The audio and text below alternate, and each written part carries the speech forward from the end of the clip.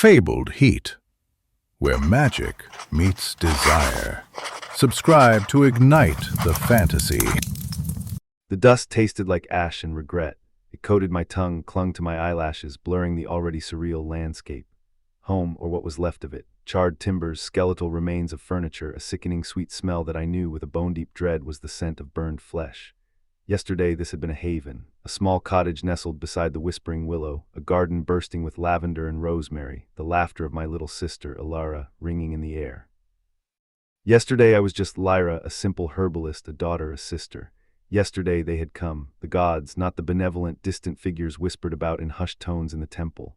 No, these were vibrant, raw, visceral. Power crackled off them like lightning. There were three, a woman with hair like spun moonlight and eyes that held the cold vacuum of space, a man built of granite and storm clouds, and then there was her asterisk, Seraphina.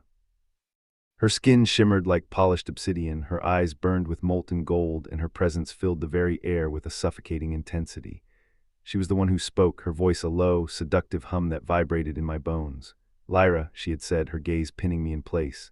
"You are one of us, a goddess, you belong in Olympus." I'd laughed, a nervous, incredulous laugh. "You have the wrong person, I'm no goddess, I'm just Lyra." Denial is a common first reaction. The granite-skinned man had rumbled, his voice like thunder. But I knew asterisk. I knew the feel of the earth beneath my bare feet, the comfort of my mother's arms, the joy of teaching Lyra about the healing properties of chamomile. I belonged here. "I don't care what you say," I'd told them, my voice shaking but firm. "This is my home, this is my family, I'm staying." Seraphina had tilted her head, a flicker of something unreadable in her golden eyes.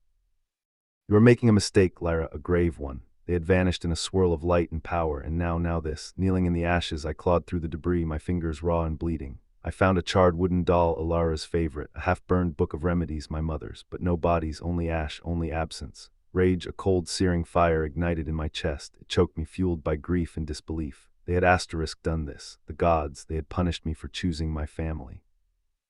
A sob tore from my throat, a sound of utter devastation.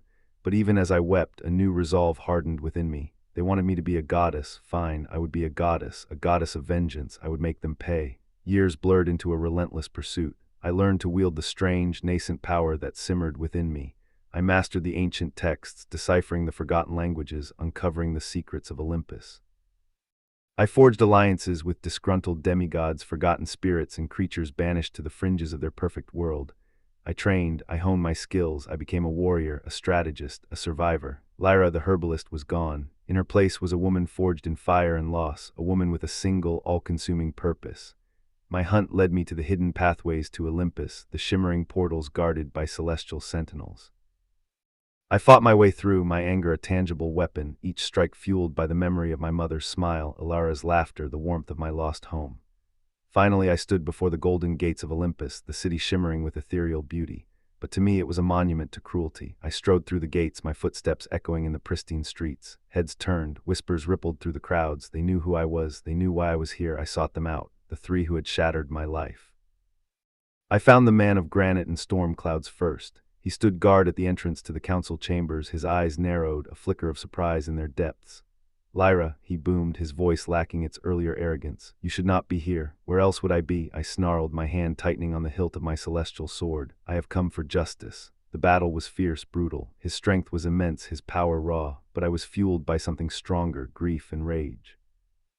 I fought with a ferocity that surprised even me, my goddess-born abilities finally unleashed. I defeated him, not mortally, but enough to disable him.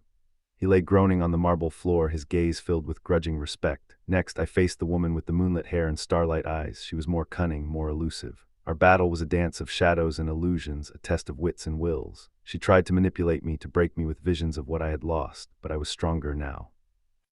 I had built walls of grief and anger around my heart, and they could not penetrate them. I saw through her deceptions, countered her attacks, and finally I cornered her. "You should have left me alone," I said, my voice cold and unwavering. She simply smiled, a sad, knowing smile. "You were always destined for greatness, Lyra, even if it meant this." And then there was Seraphina. I found her in her private garden, a place of exotic blooms and whispering fountains. She stood there, her obsidian skin gleaming in the filtered sunlight, her golden eyes watching me with an unnerving calm. "Lyra," she said, her voice softer than I remembered, "I expected you." "Did you expect me to kill you?" I asked, my sword held high. Perhaps, she replied, her gaze unwavering, or perhaps to join me, a strange request. I searched her gaze for lies, for manipulations, but saw only sorrow, regret. Join you after what you did. Serafina stepped closer, her presence radiating a potent mix of power and something else. Something that made my breath catch in my throat, a pull that resonated deep within my very being.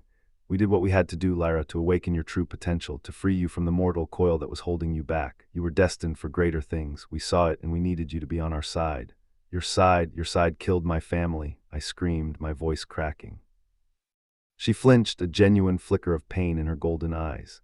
It wasn't planned this way. The others were misguided in their methods. They wanted to show you the power of Olympus, to force you to choose it, but they went too far. The admission caught me off guard. Could she be telling the truth? Had the others acted on their own? It seemed impossible to believe, but also, I knew in my heart she was being honest with me. Serafina reached out, her hand hovering in the air between us. Join me, Lyra. Help me to change things, to make Olympus better. We can avenge your family together, and perhaps we can find something more. The pull between us intensified, a magnetic force that drew me closer, a feeling of recognition, of belonging, something deeper, something far more potent than anger, something almost like destiny. I looked into her eyes, searching for the truth, and I saw it there, a reflection of my own pain, my own longing, my own potential. But I also saw something else. A desire so intense, so raw, it took my breath away, and a vulnerability that disarmed me. My grip on my sword loosened. What do you mean, something more? I asked, my voice barely a whisper. Serafina closed the distance between us, her gaze locking with mine. Her voice was a low, intimate murmur, a promise whispered on the wind. I believe we are fated, Lyra, two halves of a whole, two goddesses destined to rule together and to love each other beyond measure, fated mates. The old trope, the ancient myth, suddenly felt terrifyingly real, here, now, with asterisk or asterisk. A shiver ran down my spine, a mixture of fear and exhilaration. Show me, I whispered, my voice barely audible. Show me what you mean. Serafina smiled, a slow, sensual curve of her lips. She reached for my hand, her touch sending a jolt of electricity through my veins. I will, she murmured, her voice husky with promise. I will show you everything. As her fingers intertwined with mine, a blinding light erupted around us, engulfing us in a vortex of power and possibility. The world dissolved around us, and I knew, with a certainty that resonated in my very soul, that my life would never be the same. This was just the beginning. This was just the first step.